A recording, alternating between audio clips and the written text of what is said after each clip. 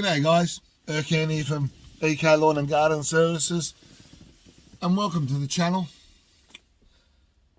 Look guys, today I wanted to discuss and probably explain quoting and obviously how to do my pricing.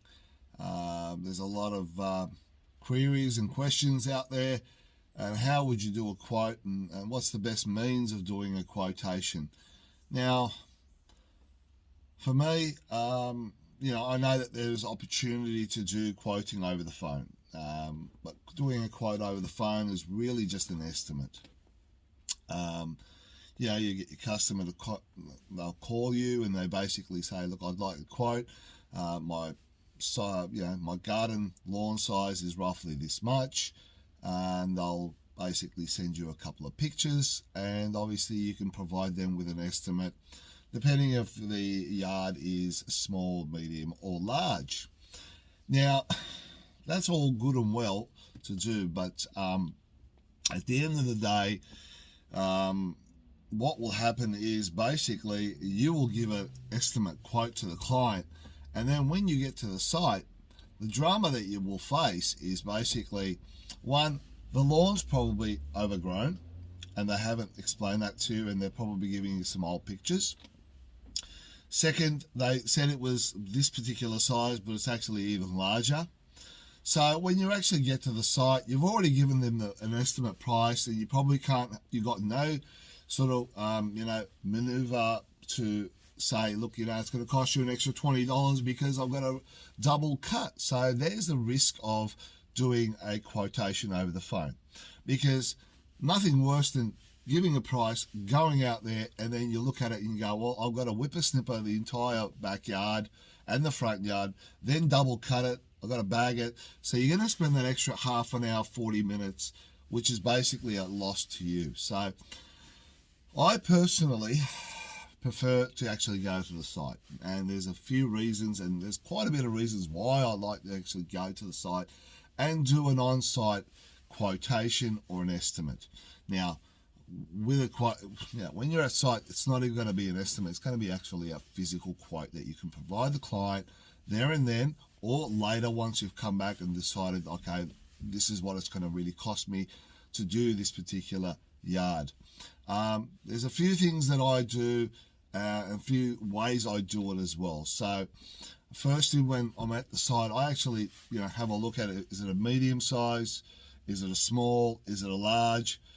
Is there any obstacles? So, there are a lot of garden beds. Obviously, you've got to do more whippersnipping or more edging.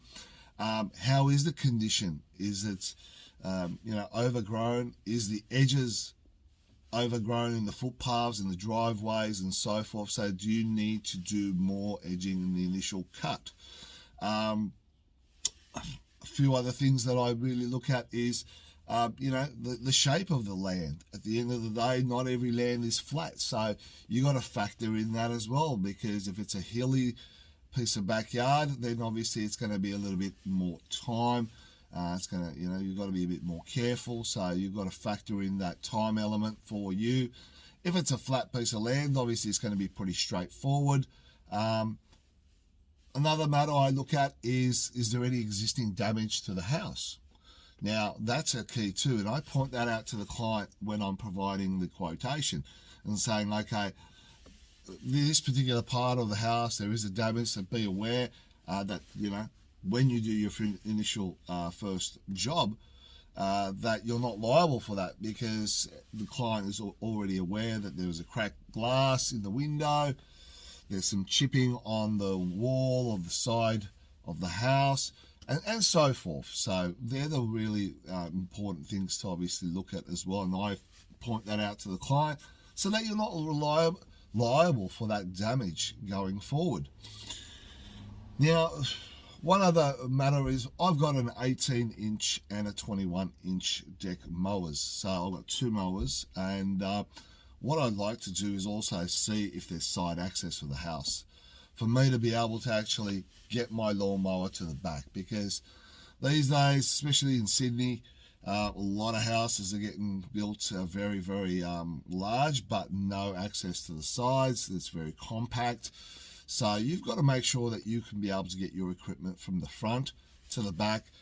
And obviously other factors as well. Is there parking available at the site?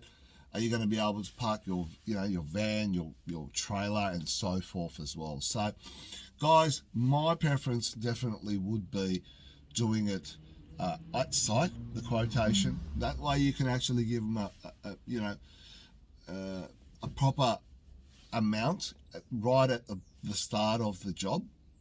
And a couple of other things that I do as well is I actually, because if they're going to be an ongoing client, you can give them an initial cleanup quotation, but then I also provide them with an ongoing quotation, whether it's going to be weekly, fortnightly, or a monthly. So that initial service might be a little bit expensive, but ongoing would be obviously your standard price, because you know you're going to be maintaining it going forward.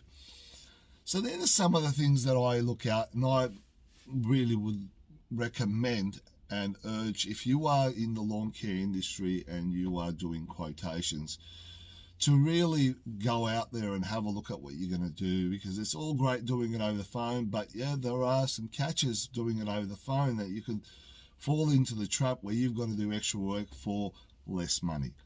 All right, guys, that's pretty much a wrap for how quotations and estimates are done by myself personally. I hope this information is useful and does help you going forward as a client or a customer or a lawn care provider. Have a great day, guys. Enjoy. It is a bit gloomy out there today, but it's another sensational day. Take care and all the best, and thanks for watching. If you did enjoy it, give us a thumbs up. Subscribe to the channel, guys. Take care and all the best. Cheers.